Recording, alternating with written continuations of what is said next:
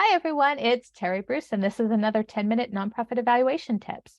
Now, this month, we're taking a step back and we're looking at the conditions that are necessary to exist in order for your evaluation ecosystem to flourish at your organization. And these conditions are ones that relate to an understanding and a capacity for managing change management, organizational development, and systems thinking. Now, in this month's blog post, I shared with you a change management chart. And this week, we're going to do a deep dive into this chart, which I know that you've all been excited to do since I presented it to you. Now, a little background on this chart. This was originally created, if I remember correctly, in like 1947, I think it was, by a woman named Mary Lippitt. Now, this chart, there's many incarnations of it all over the internet. You can Google it. Most often, it's referred to as the Thousand and Vila chart, which was two dudes who came up with this chart in, I think, the 60s or 70s.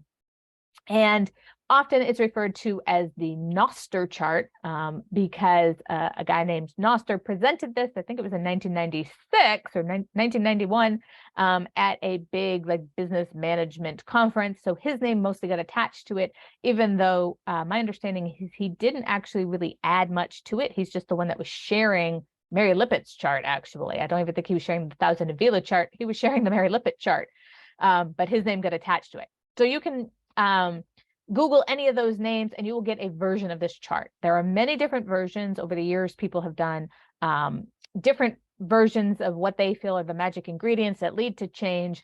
This version that you're seeing here is one that I created, synthesizing a number of different versions I have found over the year and adding a couple of things myself and making a couple tweaks based on my own experience. So what is this chart? Well, this chart says that there are a number of things or ingredients that are necessary in order for a change initiative to be successful. What is a change initiative? Well, a change initiative is simply when you have an organization or a group of people or even an individual person and you want to change something, usually a behavior, but you want to change something. You want to add a program, delete or remove a program, or stop a program. You want to create an output of some kind. So you want to create an action plan. You want to create a new workshop. You want to create an annual report. So it could be project management. It could be organizational change. It could be culture change. You want to increase diversity in your organization. You want to increase collegiality, and you want to reduce bureaucracy and make a flatter organization. Any kind of change whatsoever. To paraphrase the movie My Life in Ruins. What kind of change? Any kind of change. You mean change about culture? Any kind of change. Change of behavior? Any kind of change. So any kind of change that you are trying to institute in your organization, you're going to need a set of ingredients for change to happen. And the ingredients not everybody agrees on. The first 5 here are the Mary Lippitt ones. Most people agree on those. The additional ones vary by presenter. And the chart says, basically, if you have all of these ingredients, you get change. If you're missing one or more, you're going to get some sort of negative outcome and your change initiative is going to fail to launch.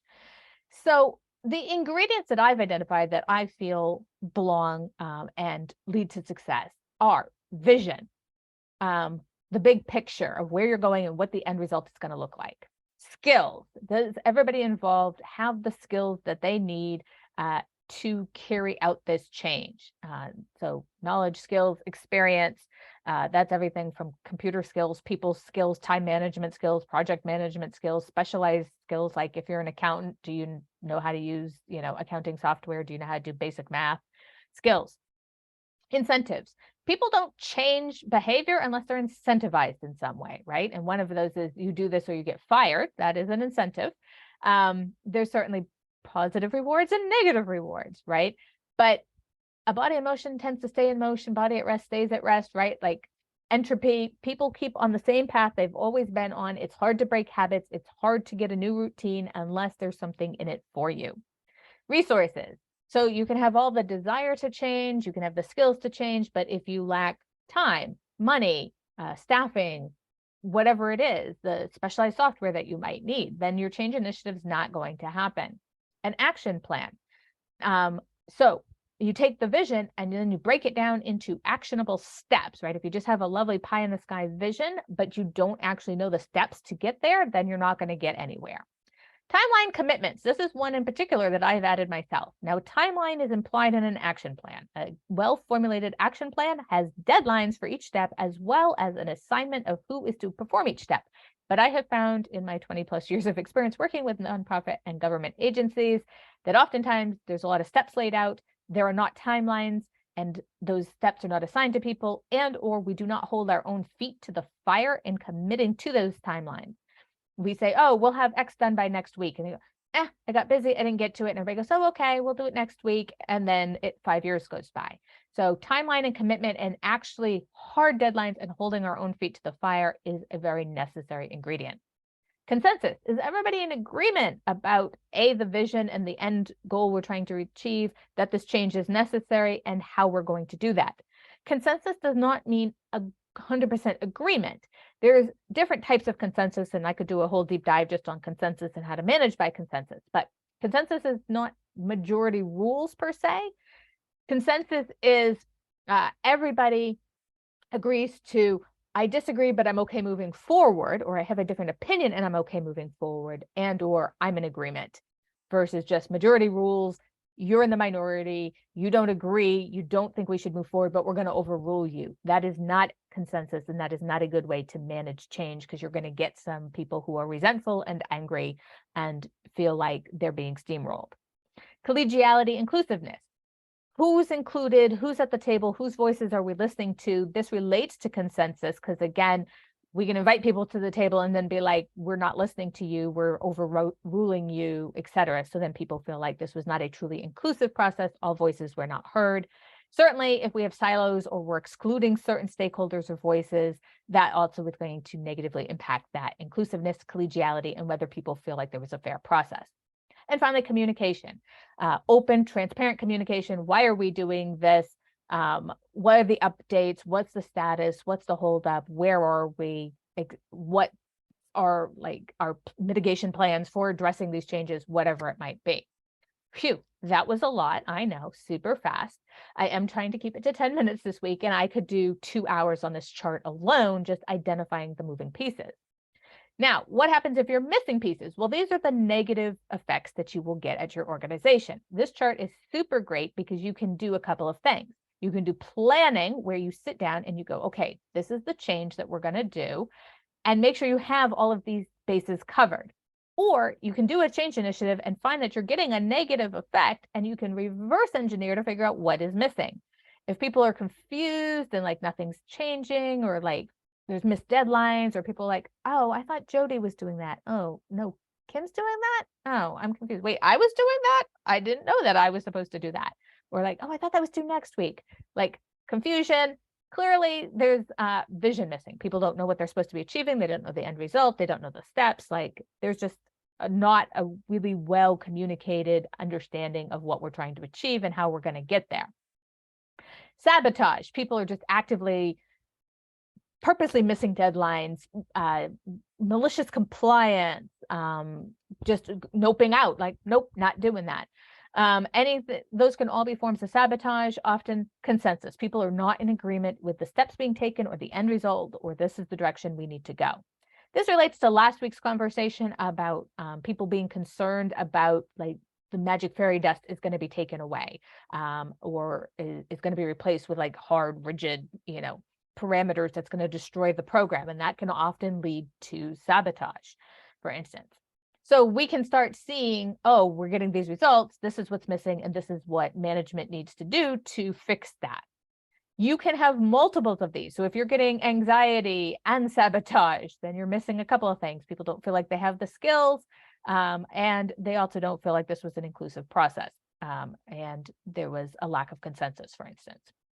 So there's so much we could do to talk about this chart. I love this chart. This chart is super helpful for everything, but especially if you're going to start any kind of evaluation, even just we're going to do a little 5-question survey at the end of a class. You need to look through this whole chart and use this as sort of your North Star, right? Why are you doing the survey? Why are you serving just this one class? Should that survey be applied to other programs and services? And what data are you hoping to get from this survey? What question are you trying to answer? Do you have the skills to produce a survey that doesn't have bias, that's collecting clear data that can lead to correlation and understanding that, yes, cause and effect? And do your staff know how to give out the survey and analyze the data and distribute the data, and who's distributing it? Incentives. This is adding workload. So how are you going to incentivize that? By building capacity. And you got to make people care and take ownership of that. And do they have the capacity and the time and the knowledge of how to do this? And who's going to do it? And who's going to do each piece of this? And what's the timeline and the deadlines for implementing this? And is everybody in agreement that this is the best way to get this data, and that this is the best place to collect the data at the end of a class versus doing a follow-up survey 3 months later or something like that? Are all the stakeholders involved, including participants in the program? Like, are they going to like filling out this survey? Are they going to feel like it's useful? Are they going to give you good data because they care? And then finally communicating to the program participants why we're asking for this data, to the staff why we're asking for this data, the results of the survey, et cetera, et cetera. All right, I know that we could do a lot more. We could definitely talk about that change chart all day long. That is just a very high level overview of it. We're going to come back to this in future months and do a much deeper dive. We're going to keep coming back to this over and over. I do recommend printing that puppy out and hanging it on the wall of your computer. It is a life changer and a game changer, let me tell you. Now, certainly, if you have any questions about the change management chart, anything you want me to focus on in a future video or blog post about the change chart, any questions about how to use it, let me know in the comments. And also, if you've used this, I would love to hear some case studies and examples of how you've used this in the past, or if you have a different version of the chart that you prefer to use, share that in the comments as well. All right, everyone, that's it for this week, and I will see you again soon.